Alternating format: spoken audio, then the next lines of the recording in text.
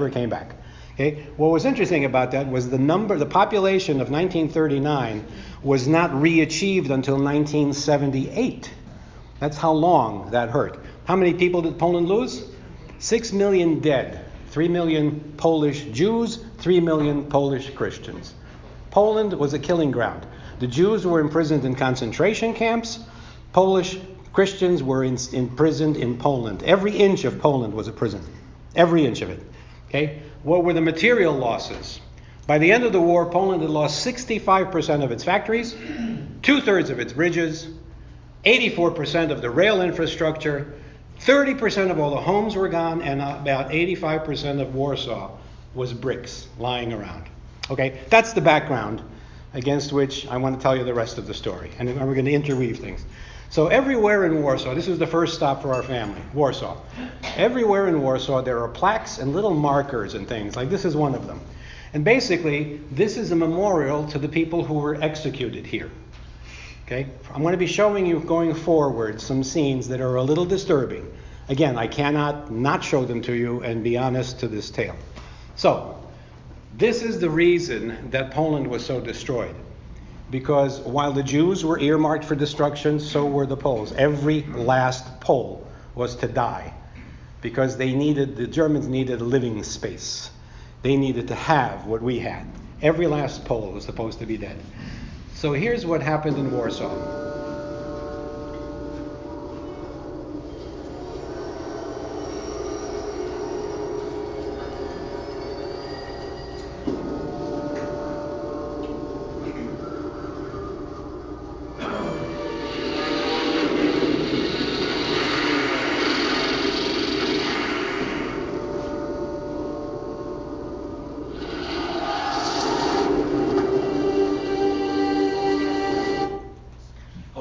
In Warsaw, in the last September and October of 1944, the Polish people rose up against the Germans. The Russians were across the river. They were across the river, and they stayed across the river, and they sat across the river. In the meantime, Poles took up arms. And in the next 60 days, most of Warsaw was destroyed, much of it, and 200,000 Polish people were killed. They were executed, they were killed by bombings.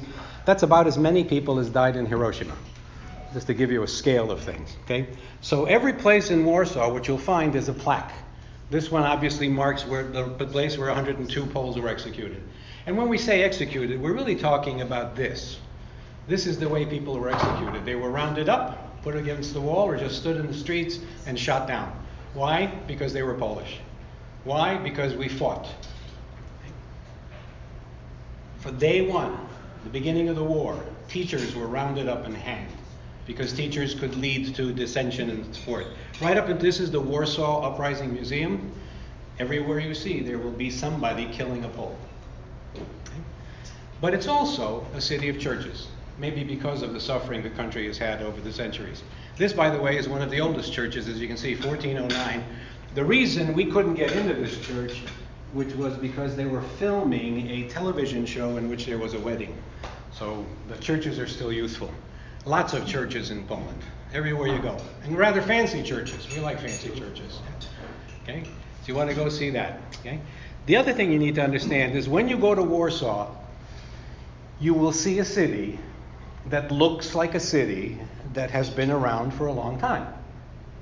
It hasn't. Okay? This is Warsaw in 1939. In the background is the Polish castle, the King's Castle. This is Warsaw in 1945. This is Warsaw in the 18th century. It's a very famous painter, an Italian painter. And why that's important is because when the Germans destroyed the city, they destroyed everything. The records, archives, blueprints, everything was gone. So what did the Poles do? They had commissioned, back in the centuries before, detailed photographs, detailed paintings of the city. And that then becomes, you see the painting in the foreground, that's how they reconstructed that. And this was a bunch of people doing this. This wasn't the government. There was no government to be heard. By the way, interesting, it was the Soviet government. So the Poles are trying to build their city back. They're doing it brick by brick, stone by stone, from paintings. In the meantime, the Soviets gifted Warsaw with the palace, of unity. And then they made the Polish people pay for it, which is kind of an interesting thing. Okay. All right, so this is what Warsaw looked like back then. This is what it's all about. It went through this. So that became this, this, this. Again, this looks like it's been here forever, right? This looks like it's been here forever. It has not been here forever. It looked like that. Then it looked back like this. Right? So the city has gone through a lot. It's a city of courage. When we came upon this place here, my wife said, "Oh, you know, what is that?" Those are bullet holes from the uprising. Okay? Those are machine gun bullet holes from the uprising. They're marks. People left those things. So this is just a little bit long, but I'm going to just let it play itself out. You need to see how a city is destroyed.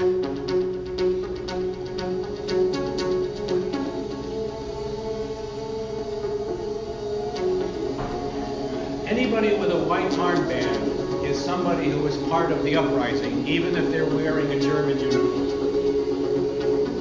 That's not German. That's not uprising people.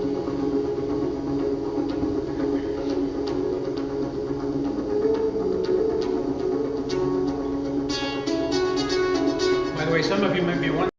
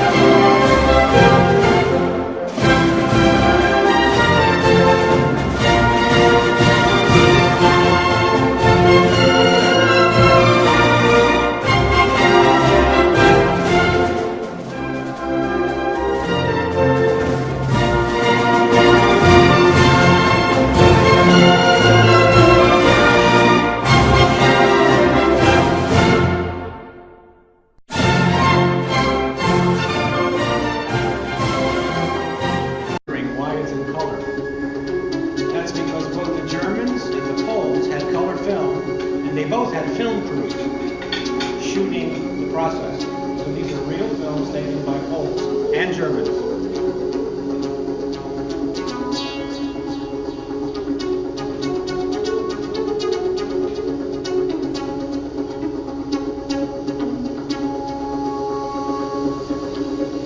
Even kids.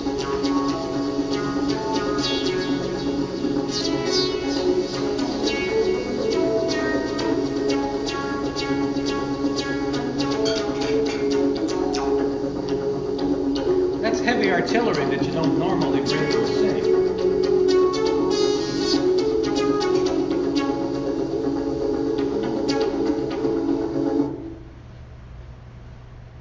Oh, sorry about the sound. Watch it if you don't mind. I think of it, my battery died or something.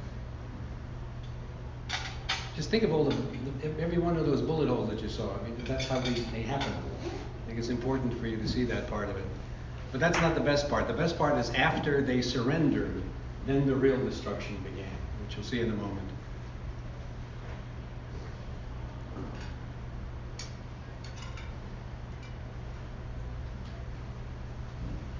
Even bombers.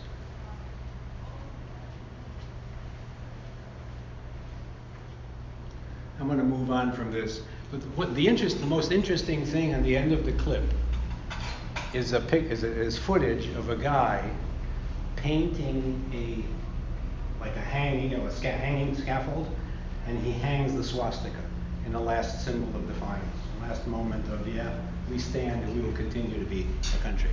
Okay, so why did we fight? Why did the Poles rise up? Because we wanted our freedom and we didn't want to depend on somebody else for it. Besides which, the Russians weren't going to come anyway. So this is what the city was like. Can you imagine fighting in all of this? It got to be virtually impossible. So what they had to do eventually, in order to get anywhere, was they used the sewers as a means of getting from point A to point B. And in the Uprising Museum, they have a model of what it was like. That's my son coming through. So you had to they did this because that's how they got around the city. That's how they moved from point to point, and eventually how they escaped. The guy on the left is my cousin, Jacek. He's pointing to a building. Well, he's pointing to a place more than a building. He was 6 weeks old when the Germans invaded. 6 weeks after the invasion, his entire block was completely demolished. He and his family were put in a prison camp across the street in the former museum, because that's the way the world worked. So this building was rubble after that, and then they rebuilt. It looked kind of like that. Okay? But it's not all bad. I mentioned to you this is a heritage tour. I very modestly submit to you that my family has a relationship to the royal Polish family, the last king of Poland, the last elected king of Poland. So this is a castle in which that fella hung out, so I thought I'd show you a connection just to kind of lighten things up for a moment. So this is the castle, that's the exterior. You saw this building on fire. It was basically rubble. Here it is. And inside, this was the last Polish king. And I just wanted to see if you guys could see the family resemblance.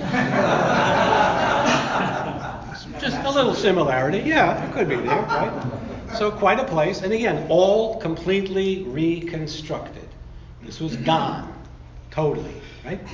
This is, as it turns out, the family cemetery, our family cemetery in Warsaw, which is wonderful for our kids to have actually seen this is the place where our family's buried.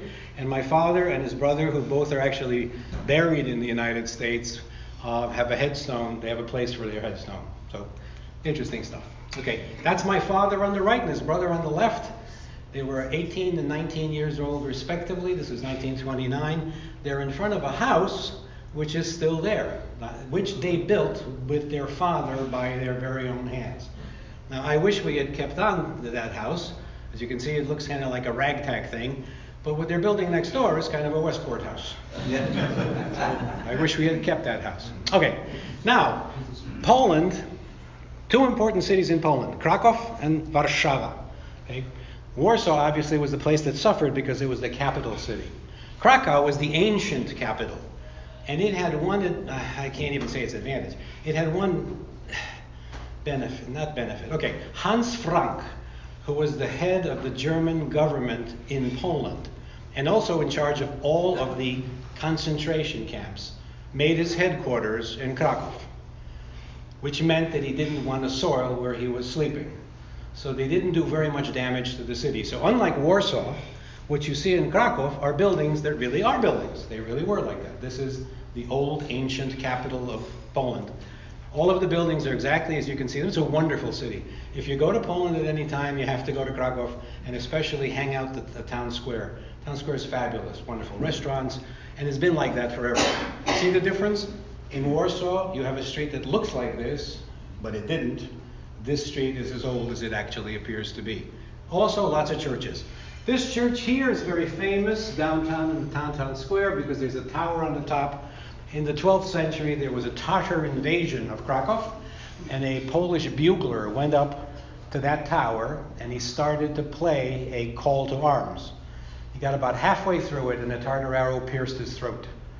So every day at noon, somebody goes up to the bell tower, starts playing that bugle call, and stops cold at the moment that they say that the bugler got his throat shut through. You get the point that Poles are very historically aware. We're very, very sensitive to history. Okay, what else can I show you? Oh yeah, if you go to Krakow, don't miss it. Krakow has a dragon. His name was Smok, and he's around, and he's a wonderful guy, and every 5 minutes he breathes fire, which is kind of fun.